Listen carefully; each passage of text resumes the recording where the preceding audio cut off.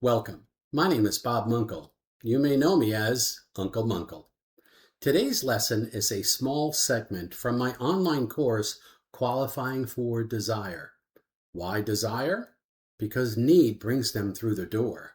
Desire brings them to the desk. Some sales processes involve learning and delivering a pitch. Unfortunately, this one-size-fits-all approach risks losing some customers. Before we begin, let's thank our sponsor, Englander.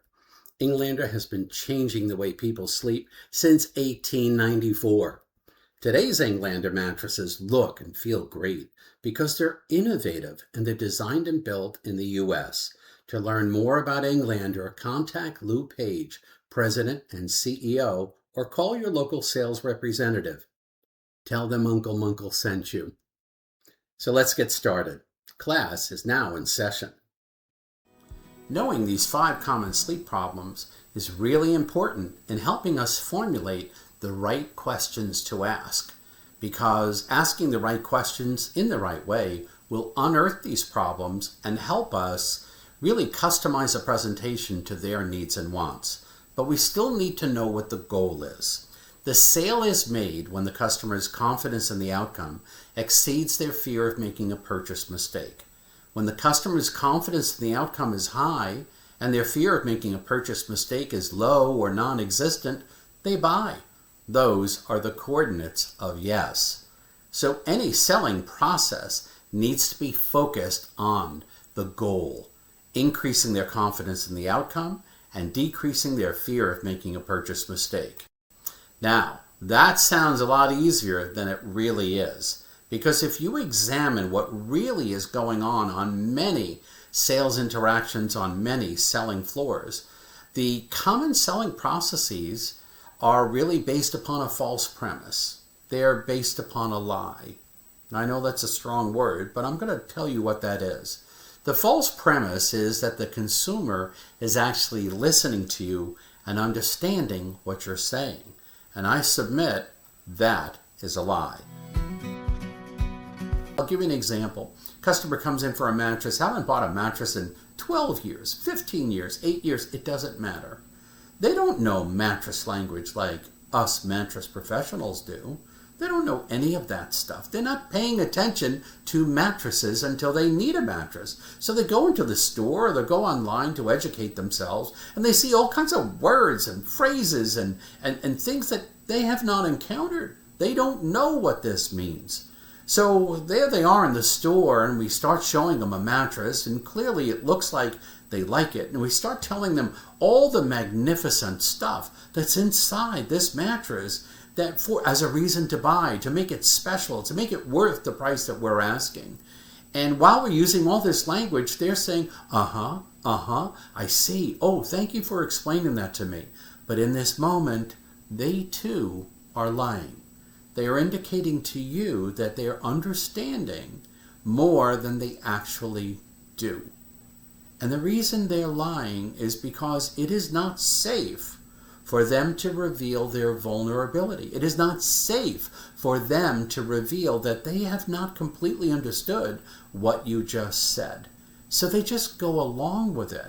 And because of that, we think the customer is following along. We think the customer is understanding what we're saying, when in fact, they're not. Well, let's go back to the plumber. You finally agree on a price.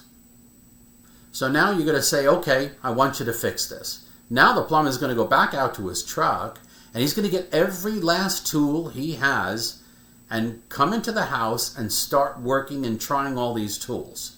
Is that likely? No. I mean, if the plumber does that, I would not hire that plumber.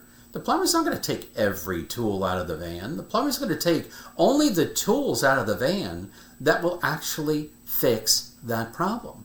The plumber's going to customize the tools that he takes out of the van to address your problem. Now that's genius, and that's what a master plumber would do. But let's think of a lot of selling processes that are on retail stores. We learn a pitch. That is a rehearsed, a carefully crafted walk around and a rehearsed script, if you will, on a brand, on a product, on a category. We learned this pitch and we have honed it and we've practiced it and we've used it many, many times, and we think it works, and it probably does. However, that pitch, you are bound to bring up features that have no bearing on your customer problems. No bearing whatsoever. It's kind of like going out to your van and bringing all your tools in for that job. That's not what a master plumber does, and that's not what a master salesperson does. A master salesperson diagnoses the problem by asking the right questions and then determining, based upon those needs, those wants, those desires, then customizes their presentation regardless of brand, regardless of product, and they make that product come alive within the lens of the customer's needs and wants. In essence, they go to the van and just bring the tools that they need for that job. That's what the rest of today's session is all about. How can you become the master plumber through questioning so that you can customize your presentation, discard the pitch, discard the confusing language, discard all of that, and simply focus on the customer's needs, wants, and desires, and masterfully address those problems and ask for an order. Asking the right questions, then customizing your presentation based on those answers, increases confidence in the outcome, decreases the fear of making a purchase mistake, and brings clarity to the customer's decisions.